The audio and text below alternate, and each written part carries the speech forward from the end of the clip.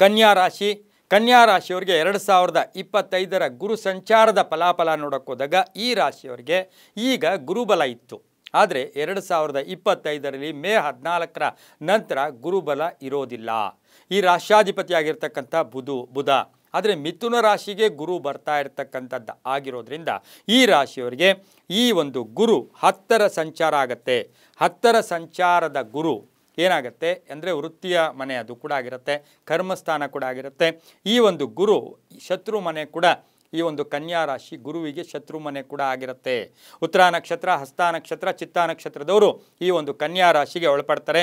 4 ಮತ್ತು 7ರ ಅಧಿಪತಿಯಾಗಿರ್ತಕ್ಕಂಥ ಗುರು 4 ಮತ್ತು 7ರ ಅಧಿಪತಿಯಾಗಿರ್ತಕ್ಕಂಥ ಗುರು 10ರಲ್ಲಿ ಸಂಚಾರ ಮಾಡ್ತಾರೆ. ಆದರೆ 2 ಮತ್ತು 4 ಮತ್ತು 6ರ ದೃಷ್ಟಿ ಇರ್ತಕ್ಕಂಥದ್ದಾಗಿರೋದ್ರಿಂದ ನಾವು ಹೇಳ್ತೀವಿ 2 ಮತ್ತು 4, 6ರ ದೃಷ್ಟಿ ಇರೋದ್ರಿಂದ ಈ ಒಂದು ಗುರು 10 ಮತ್ತು 11ರಲ್ಲಿ ಸಂಚಾರ ಮಾಡ್ತಾರೆ. 10 ಮತ್ತು 11ರಲ್ಲಿ ಸಂಚಾರ ಮಾಡ್ತಾರೆ. ನಮ್ಮಲ್ಲಿ ಒಂದು ಶ್ಲೋಕ ಹೇಳುತ್ತೆ, ಧಾನ್ಯಂ ಹಾನಿಂ ಮತಿಭ್ರಂಶಂ ರೋಗ ಚಿತ್ತ ಚಂಚಲ ರೋಗಂ ಅಂಥೇಳಿ, ರೋಗ ಪೀಡೆಗಳು ಅಂತೂ ಕೂಡ ಈ ಒಂದು ಆ ಶ್ಲೋಕದಿಂದ ಹೇಳುತ್ತೆ. ಇದರಿಂದ ಏನಾಗುತ್ತೆ, ಆದಾಯ ಚೆನ್ನಾಗಿರುತ್ತೆ, ಆರ್ಥಿಕವಾಗಿ ಚೆನ್ನಾಗಿರುತ್ತೆ, ಕೆಲಸ ಕಾರ್ಯಗಳಲ್ಲಿ ಜಯ ಆಗುತ್ತೆ, ಆಸೆ ಆಕಾಂಕ್ಷೆಗಳು ಈಡೇರುತ್ತೆ.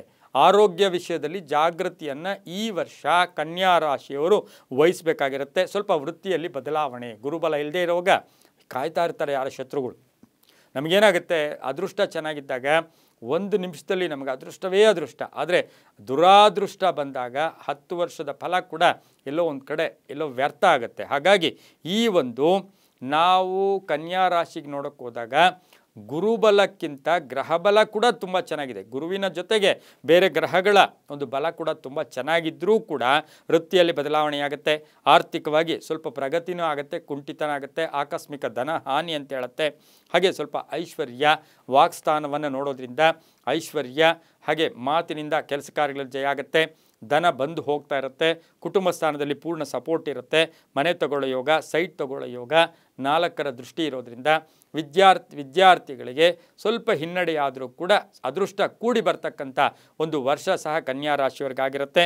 ಸ್ವಲ್ಪ ಸವಾಲುಗಳನ್ನು ಎದುರಿಸ್ತೀರಾ, ಅನೇಕ ಅವಕಾಶಗಳು ಬರುತ್ತೆ, ವೃತ್ತಿಯಲ್ಲಿ ಆದಾಯ ಜಾಸ್ತಿ ಆಗುತ್ತೆ, ಕಾನೂನು ವಿಷಯಗಳಲ್ಲಿ ಎದುರಿಸೋ ಶಕ್ತಿ ಇರುತ್ತೆ, ಕಾನೂನು ವಿಷಯಗಳಲ್ಲಿ ಅದನ್ನು ಎದುರಿಸೋ ಒಂದು ಶಕ್ತಿ ಕೂಡ ನಿಮಗೆ ಬರುತ್ತೆ. ವಿದ್ಯಾರ್ಥಿಗಳಿಗೆ ಉದ್ಯೋಗ ಸಿಗ್ತಕ್ಕಂಥ ಯೋಗ, ಇದು ಸುವರ್ಣ ಅವಕಾಶ, ವಿದ್ಯಾರ್ಥಿಗಳಿಗೆ ಸುವರ್ಣ ಅವಕಾಶ ಇರತಕ್ಕಂಥ ವರ್ಷ ಕೂಡ ಈ ವರ್ಷ ಆಗಿರುತ್ತೆ. ವಿವಾಹ ವಿಷಯಗಳಲ್ಲಿ ಮಧ್ಯಸ್ಥರು ಅಥವಾ ಬೇರೆಯವರಿಂದ ಮೋಸ ಹೋಗ್ತಕ್ಕಂಥ ಸಾಧ್ಯತೆ ಇರುತ್ತೆ.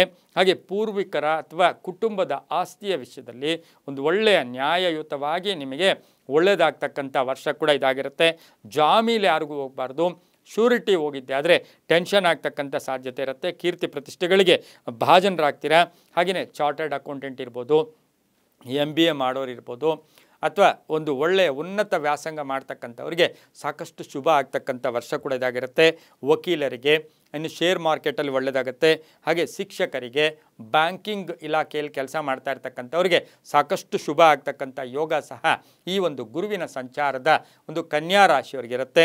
ರೈತರಿಗೆ ಒಳ್ಳೆಯದಾಗುತ್ತೆ, ಮಹಿಳೆಯರಿಗೆ ಉದ್ಯೋಗ ಸಿಗ್ತಕ್ಕಂಥದ್ದು, ಮಹಿಳಾ ಶಿಕ್ಷಕಿಯರಿಗೆ ಶುಭ ಆಗ್ತಕ್ಕಂಥದ್ದು, ಸರ್ಕಾರಿ ನೌಕರರಿಗೆ ತುಂಬ ಒಳ್ಳೆಯದಾಗುತ್ತೆ, ಅಧಿಕಾರ ಪ್ರಾಪ್ತಿ ಆಗ್ತಕ್ಕಂಥದ್ದು, ವಿದ್ಯಾರ್ಥಿಗಳಿಗೆ ಶುಭ ಆಗ್ತಕ್ಕಂಥ ಒಂದು ವರ್ಷ ಕೂಡ ಇದಾಗಿರುತ್ತೆ. ಆರೋಗ್ಯದ ವಿಷಯದಲ್ಲಿ ಸಣ್ಣ ಪುಟ್ಟ ತೊಂದರೆ, ಅದು ಒಂದು ಮಾನಸಿಕವಾಗಿ ಒಂಚೂರು ತಲೆನೋವು ಅಂದರೆ ಅದನ್ನು ದೊಡ್ಡದಾಗಿ ಬಿಂಬಿಸ್ಕೊಳ್ಳೋ ಸಾಧ್ಯತೆ. ಗಂಡ ಹೆಂಡತಿಯರಲ್ಲಿ ಅನ್ಯೋನ್ಯತೆ ತುಂಬ ಚೆನ್ನಾಗಿರುತ್ತೆ. ಪ್ರೇಮ ವ್ಯವಹಾರಗಳಿಗೆ ಮನ್ನಣೆ ಸಿಗುತ್ತೆ. ಯಾಕೆಂದರೆ 10ರ ಗುರು ನಿಮಗೆ ಅದೃಷ್ಟವನ್ನು ಕೊಡಲ್ಲ, ಆದರೆ 11ಕ್ಕೂ ಕೂಡ ಗುರು ಬರೋದ್ರಿಂದ ಇದೇನಾಗುತ್ತೆ, ಆಕಸ್ಮಿಕ ಧನಯೋಗ, ಆಕಸ್ಮಿಕ ರಾಜಯೋಗ, ಆಕಸ್ಮಿಕ ಅದೃಷ್ಟ ಕೂಡ ಕೂಡಿ ಬರ್ತಕ್ಕಂಥದ್ದು. ಹಾಗೆ ಮಕ್ಕಳ ತಂದೆಯ ಬಾಂಧವ್ಯ ತುಂಬ ಚೆನ್ನಾಗಿರುತ್ತೆ.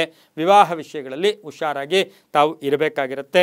ಆದರೆ ಆಕಸ್ಮಿಕ ಪ್ರಯಾಣ ಇರ್ಬೋದು, ವಿದೇಶ ಪ್ರಯಾಣ ಹೋಗಿ ಬರ್ತಕ್ಕಂಥ ಸಾಧ್ಯತೆ, ವಿದೇಶದಿಂದ ಶುಭ ಸುದ್ದಿ ಸಿಗ್ತಕ್ಕಂಥ ಯೋಗ, ಮಕ್ಕಳ ವಿದ್ಯಾರ್ಥಿಗಳಿಗೆ ಒಳ್ಳೆಯದಾಗುತ್ತೆ, ಮಕ್ಕಳಿಗೆ ಉದ್ಯೋಗ ಸಹ ಸಿಗ್ತಕ್ಕಂಥ ಯೋಗ ಸಹ ಕನ್ಯಾ ರಾಶಿಯವರಿಗಿರುತ್ತೆ. ಇನ್ನು ರೈತರಿಗೆ ತುಂಬಾ ಒಳ್ಳೆಯದಾಗ್ತಕ್ಕಂಥದ್ದು, ಉದ್ದಿಮೆದಾರರಿಗೆ, ರಾಜಕೀಯ ವ್ಯಕ್ತಿಗಳಿಗೆ ಸ್ವಲ್ಪ ಹಿನ್ನಡೆ ಅಂತ ಕಾಣಿಸಿದ್ರೂ ಕೂಡ ವರ್ಷದಲ್ಲಿ ಸಾಕಷ್ಟು ಶುಭ ಆಗ್ತಕ್ಕಂಥ ಯೋಗ ಸಹ ಕನ್ಯಾ ರಾಶಿಯವರಿಗೆ ಇರುತ್ತೆ. ಈ ರಾಶಿಯವರಿಗೆ, ಮಹಿಳೆಯರಿಗೆ, ಅದರಲ್ಲೂ ಕೂಡ ಈ ರಾಶಿಯ ಶಿಕ್ಷಣ ಸಂಸ್ಥೆಗಳು ನಡೆಸ್ತಾ ಇರ್ತಕ್ಕಂಥವ್ರಿಗೆ ಭಾಳಷ್ಟು ಶುಭ ಆಗ್ತಕ್ಕಂಥ ಯೋಗ ಕೂಡ ಈ ವರ್ಷ ಇರುತ್ತೆ.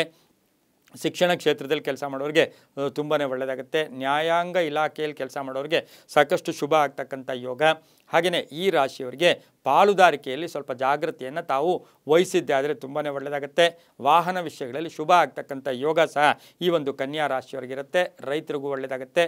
ಮಹಿಳಾ ಒಂದು ಪೊಲೀಸ್ ಆಫೀಸರ್ಸ್ಗೆ ಬಡ್ತಿ ಸಿಗ್ತಕ್ಕಂಥದ್ದು ತುಂಬಾ ಒಳ್ಳೆಯದಾಗ್ತಕ್ಕಂಥ ಯೋಗ ಇರುತ್ತೆ. ಇನ್ನು ಕನ್ಯಾ ರಾಶಿಯ ಇವರಿರ್ಬೋದು, ಪತ್ರಕರ್ತರಿರ್ಬೋದು, ಹಾಗೆಯೇ ಕನ್ಯಾ ರಾಶಿಯ ಪುಸ್ತಕ ವ್ಯಾಪಾರಿಗಳಿಗೆ ಶುಭ ಆಗ್ತಕ್ಕಂಥ ಯೋಗ ಕೂಡ ಇರುತ್ತೆ. ಈ ವರ್ಷದಲ್ಲಿ ಕನ್ಯಾ ರಾಶಿಯವರು ಸಾಧ್ಯವಾದಷ್ಟು ಓಂ ದೇವಾದಿದೇವಾಯ ನಮಃ, ಓಂ ದೇವಾದಿದೇವಾಯ ನಮಃ ಈ ಮಂತ್ರವನ್ನು ಅಥವಾ ಓಂ ಗುರುಭ್ಯೋ ನಮಃ ಆ ಗುರುವನ್ನು ಸ್ಮರಣೆ ಮಾಡಿಕೊಂಡು ಈ ಮಂತ್ರ ಹೇಳ್ಕೊಂಡಿದ್ದಾದರೆ ತುಂಬಾ ಒಳ್ಳೆಯದಾಗುತ್ತೆ. ಇದು ದೇವಸ್ಥಾನಕ್ಕೆ ಅಥವಾ ದೇವಿ ದೇವಸ್ಥಾನದಲ್ಲಿ ಅಭಿಷೇಕಕ್ಕೆ, ದೇವಿಯ ಅಂದರೆ ಪೂರ್ವಾಭಿಮುಖವಾಗಿರ್ತಕ್ಕಂಥ ದೇವಿಯ ದೇವಸ್ಥಾನದಲ್ಲಿ ಸಾಧ್ಯವಾದರೆ 3 ಶುಕ್ರವಾರ, ಗುರುವಾರ ಅಲ್ಲ 3 ಶುಕ್ರವಾರ ಅರಿಶಿನದಿಂದ ಆ ತಾಯಿಗೆ ಅಭಿಷೇಕ ಮಾಡಿಸಿದ್ದೆ ಆದರೆ ಅಭಿಷೇಕ ಮಾಡಿ ಅರ್ಚನೆ ಮಾಡಿಸ್ಕೊಳ್ಳಿ. ಓಂ ದೇವಾದಿದೇವಾಯ ನಮಃ ಈ ಮಂತ್ರವನ್ನು ಪ್ರತಿನಿತ್ಯ ಜಪ ಮಾಡ್ಕೊಳ್ಳಿ. ಅರಿಶಿನದಿಂದ ದೇವಿಗೆ ಒಂದು ಅಭಿಷೇಕ ಮಾಡ್ಕೊಳ್ಳೋದು.